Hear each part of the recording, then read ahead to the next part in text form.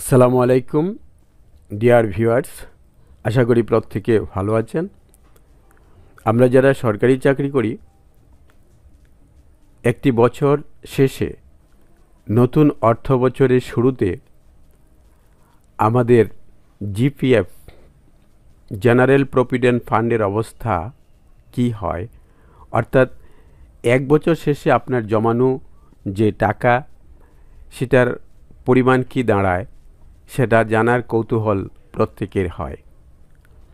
তো মাত্র 5 মিনিটে আপনি জেনে নিতে পারেন আপনার জিপিএফ ব্যালেন্সের অবস্থান। তো কথা না বাড়িয়ে চলুন ভিডিওটি শুরু করা যাক। ভিডিও শুরু করার আগে বরাবরের মতো একটা রিকোয়েস্ট, যদি আপনি আমার ভিডিওটি ইউটিউবে দেখে থাকেন তাহলে অবশ্যই সাবস্ক্রাইব করে পাশে থাকা বেল আইকনে ক্লিক করে দেবেন, যাতে করে আমার আপলোডকৃত পরবর্তী ভিডিও নোটিফিকেশান সবার আগে আপনি পেয়ে যান।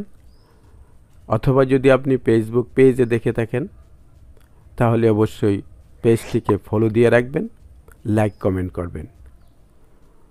তো চলুন শুরু করা যাক।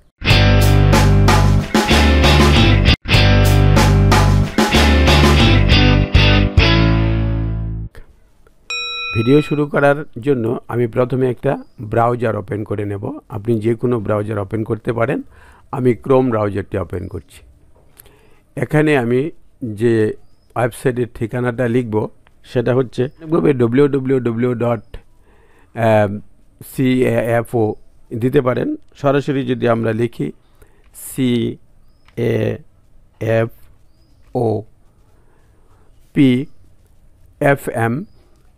cafopfm.gov.bd, এই যে ঠিকানাটা এখানে চলে আসছে, এটাতে যদি আমি ক্লিক করি তাহলে আমাকে সেই সাইটে নিয়ে যাবে। একটু লোডিং হচ্ছে, চলে আসলো। এরকম এই ঠিকানায় প্রবেশ করা মাত্র আপনাকে এই সাইডে নিয়ে যাবে।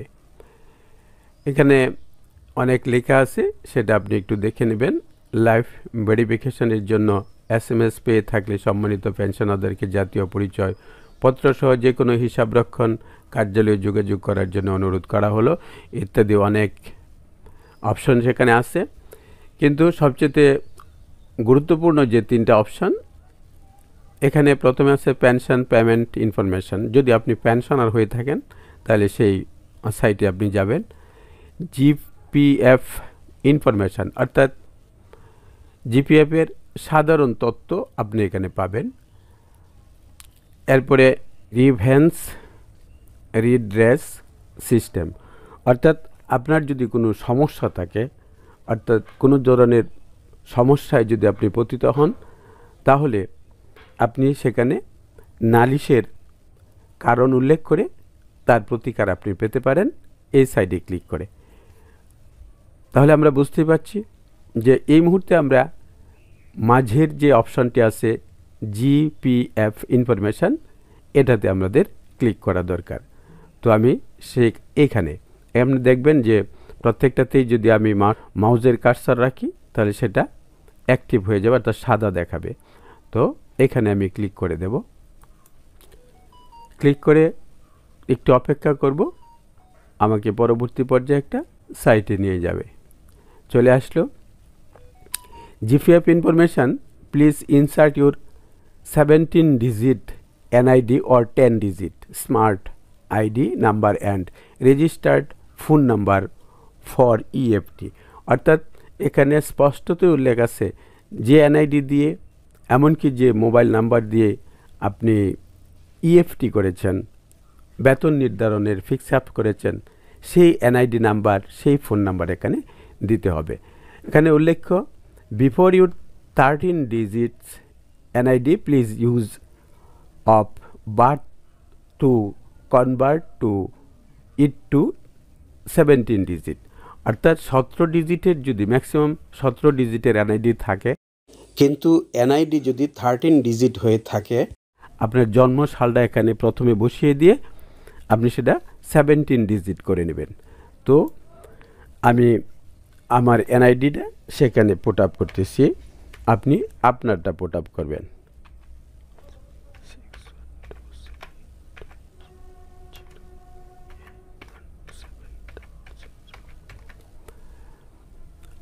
এবার আমি আমার ফোন নাম্বারটা দিয়ে দিব, যেটা দিয়ে আমার ইএফটি করা।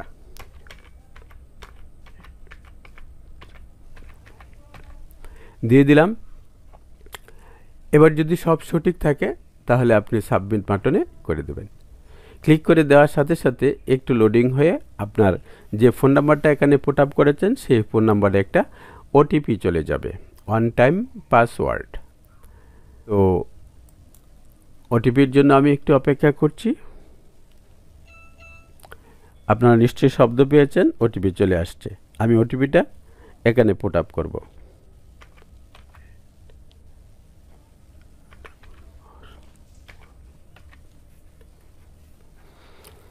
এবার ওটিপি পুট আপ শেষ, আমি সেখানে সাবমিট বাটনে ক্লিক করে দেব।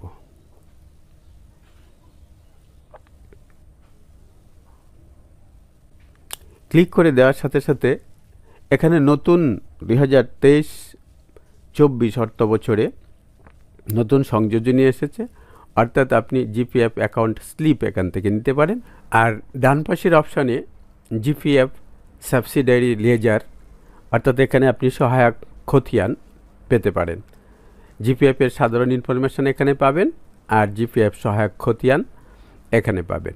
তো আপনি দুটোই দেখতে পারেন। এটা 22-23-এ। এখানে যদি আপনি অ্যাডে দেখেন অর্থ বছর, এখানে ড্রপডাউনে যদি ক্লিক করেন আপনি আর আগের 19 থেকে 19, 18-19, 19-20, 20-21, 21-22, 22-23 সবগুলো আপনি নিতে পারেন। তো এই মুহূর্তে আমি কারেন্ট অর্থাৎ 22-23-এরটা নিব। তো এর জন্য আমাকে গোতে ক্লিক করতে হবে। গোতে আলতো করে ক্লিক করে একটু অপেক্ষা করব। অলরেডি একটা ফাইল আমার সামনে, পিডিএফ ফাইল চলে আসবে।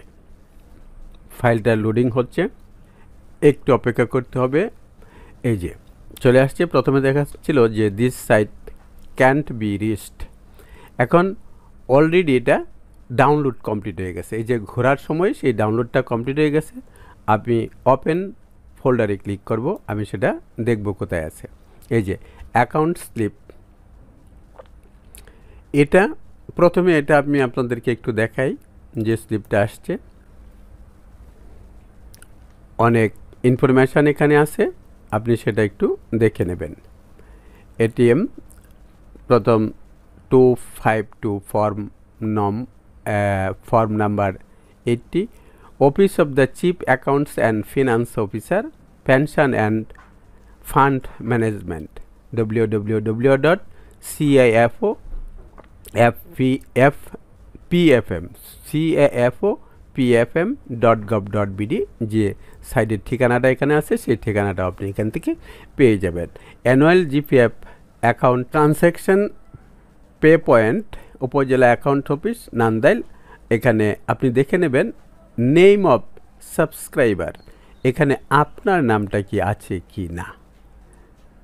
ওকে, যদি থেকে থাকে তাহলে এগুলো হচ্ছে ওপেনিং ব্যালেন্স, এরপরে deposit during the year, subscription কত ছিল, রিফান্ড কত, টোটাল কত, প্রফিট অফ দ্য ইয়ার, এই বছরে আপনি কত প্রফিট পেলেন,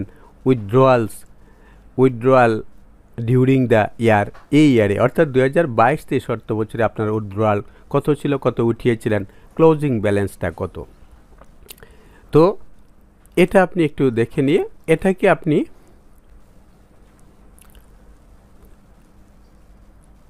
সরাসরি এই যে এখানে প্রিন্টারের অপশান আছে, কন্ট্রোল পি চাপলেও এটাতে চলে যাবেন, অথবা প্রিন্টারের অপশানে ক্লিক করলেও আপনি সেই প্রিন্টার অপশানে এখানে যে সাইজ ঠিক করে আপনি সেখানে নিচে বাটন আছে, অর্থাৎ প্রিন্টারের সাথে যখন আপনি কম্পিউটার ল্যাপটপ কানেক্ট থাকবে তখনই শুধু আপনি সেই প্রিন্ট অপশানে গিয়ে প্রিন্ট করতে পারবেন।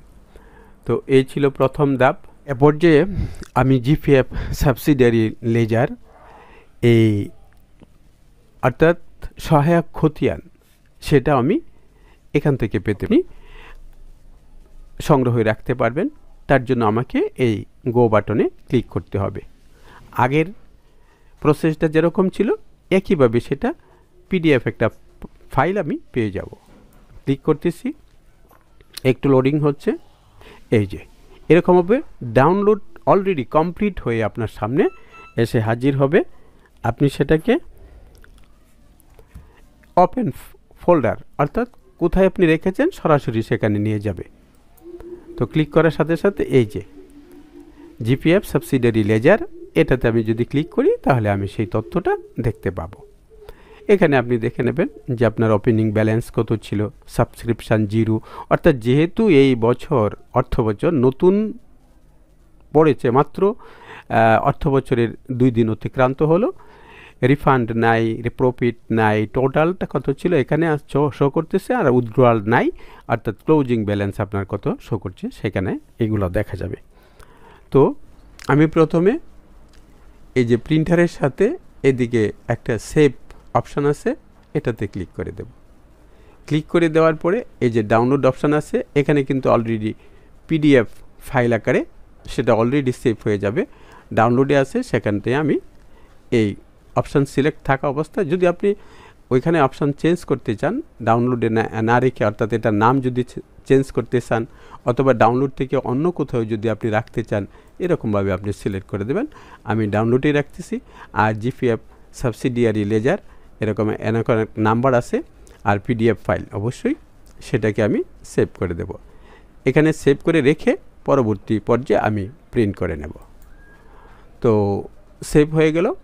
আমি এবার সেটা খুঁজে পাবো এইখানে, এই যে এটা সিলেক্ট অবস্থায় আছে জিপিএফ সাবসিডিয়ারি লেজার। এইখানে আমি আমার তথ্যগুলা সবটা পেয়ে যাব, এমনকি সেটা আমার এই মুহূর্তে কম্পিউটারে সংরক্ষিত আছে। পরবর্তী পর্যায়ে যখন আমার প্রয়োজন তখন আমি প্রিন্ট আউট করে নেব।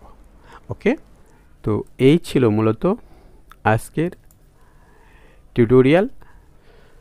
এতক্ষণ আমরা দেখলাম 2023-24 অর্থ বছরের শুরুতেই আপনার জিপিএফ ব্যালেন্সের অবস্থান কি, অর্থাৎ কি পরিমাণ ক্লোজিং ব্যালেন্সে আপনার ছিল।